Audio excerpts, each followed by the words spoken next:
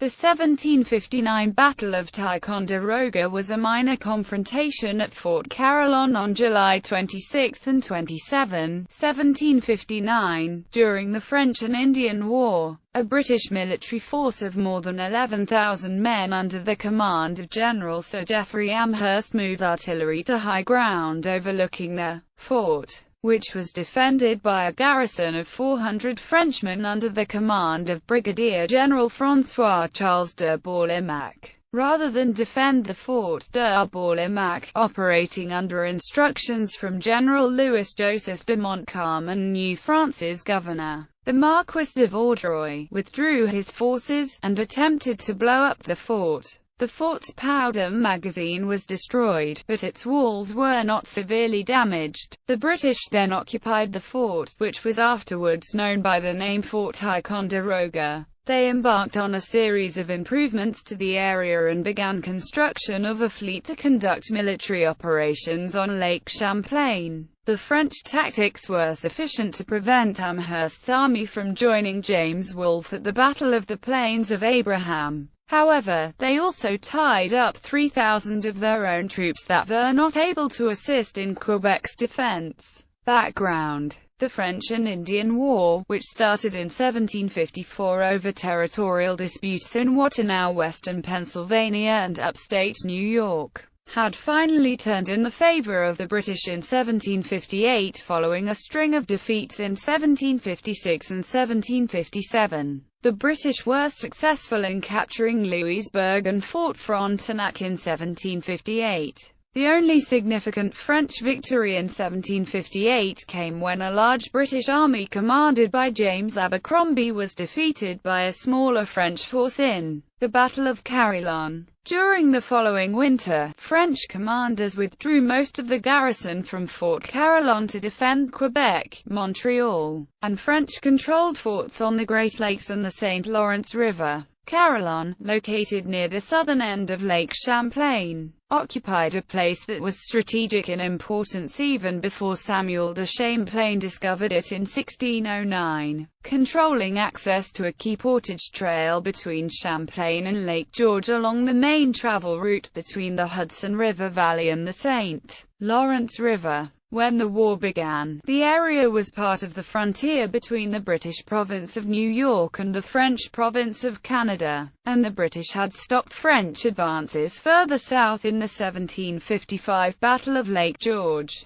British planning for the 1759 campaign. British Secretary of State, William Pitt, ordered General Geoffrey Amherst, the victor at Louisburg, to lead an army into Canada by sailing north on Lake Champlain, while a second force under James Wolfe, who distinguished himself while serving under Amherst at Louisburg, was targeted at the city of Quebec via the St. Lawrence. Instructions were sent to the governors of the 13 colonies to raise up 20,000 provincial militia for these campaigns. About 8,000 provincial men were raised and sent to Albany by provinces as far south as Pennsylvania and New Jersey. New York sent 3,000 men and New Jersey sent 1,000. Massachusetts mustered 6,500 men. About 3,500 went to Albany, while the remainder were dispatched for service with Wolfe at Quebec or other service in Nova Scotia. The balance of the provincial men came from the other New England provinces and Pennsylvania. When Quaker Pennsylvania balked at sending any men,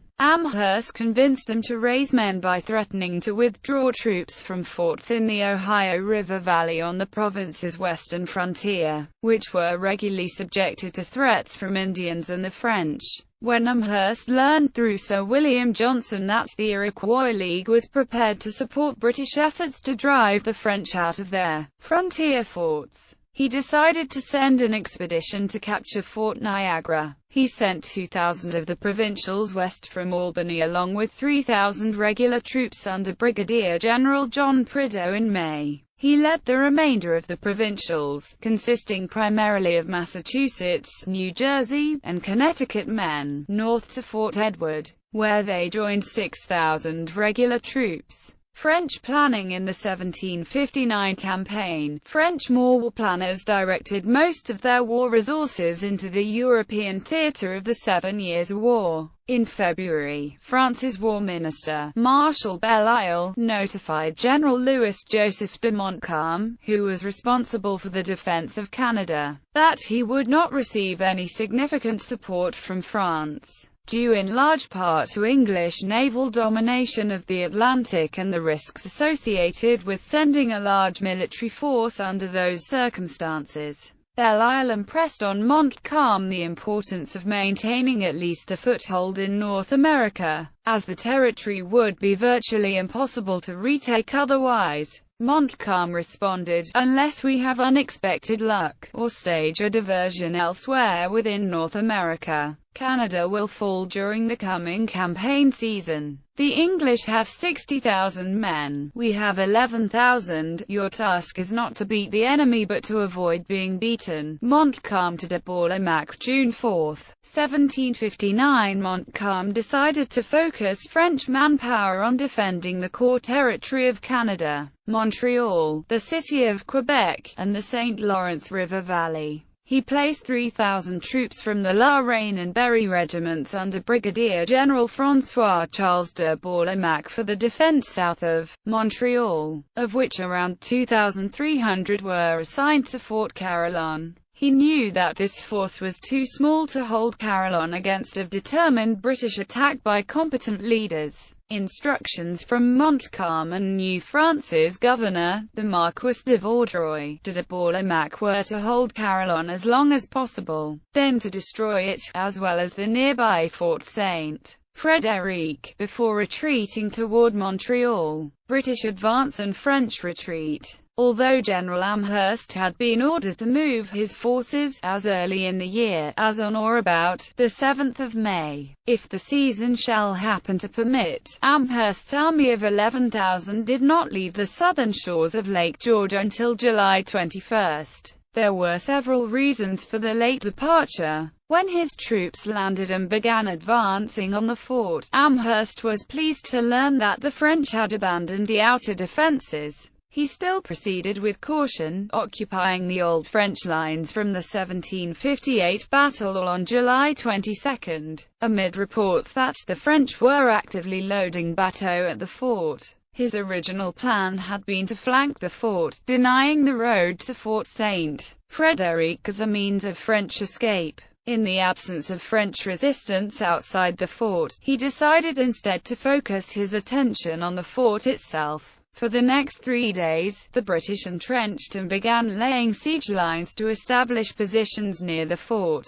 This work was complicated by the fact there was little diggable ground near the fort, and sandbags were required to protect the siege works. During this time, the French gun batteries fired, at times quite heavily, on the British positions. On July 25, a detachment of Rogers Rangers launched some boats onto the lake north of the fort and cut a log boom the French had placed to prevent ships from moving further north on the lake. By July 26, the British had pulled artillery to within 600 feet of the fort's walls. Bourlamaque had withdrawn with all but 400 of his men to Fort St. Frederick as soon as he learned that the British were approaching. The cannon fire by this small force killed 5 and wounded another 31 of the besieging British. Captain Louis-Philippe Ledossu de Becourt, who had been left in command of the fort, judged on the evening of July 26 that it was time to leave. His men aimed the fort's guns at its walls, laid mines, and put down a powder trail to the overstocked powder magazine. They then lit the fuse and abandoned the fort, leaving the French flag flying.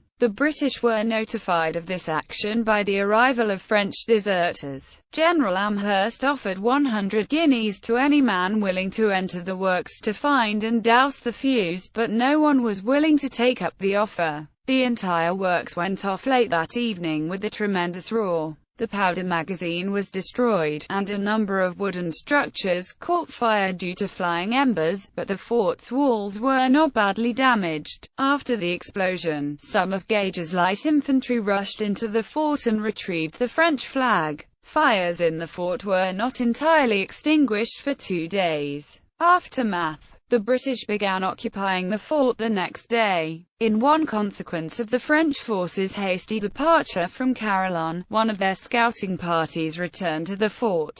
Believing it to still be in French hands, 40 men were taken prisoner. The retreating French destroyed Fort St. Frederick on July 31, leaving the way clear for the British to begin military operations on Lake Champlain. However, the French had a small armed fleet, which would first need to be neutralized. The time needed to capture and effect some repairs to the two forts, as well as the need to build ships for use on Lake Champlain, delayed Amherst's forces further and prevented him from joining General Wolfe at the Siege of Quebec. Amherst, worried that Bourlamaqu's retreat might be leading him into a trap, spent August and September overseeing the construction of a small navy, Fort Crown Point, and supply roads to the area from New England. On October 11, Amherst's army began to sail and row north on Lake Champlain to attack Bourlamaqu's position at the Isle-aux-Noix in the Richelieu River. Over the next 2 days, one of the French ships was captured. The French abandoned and burned the others to prevent their capture. On October 18,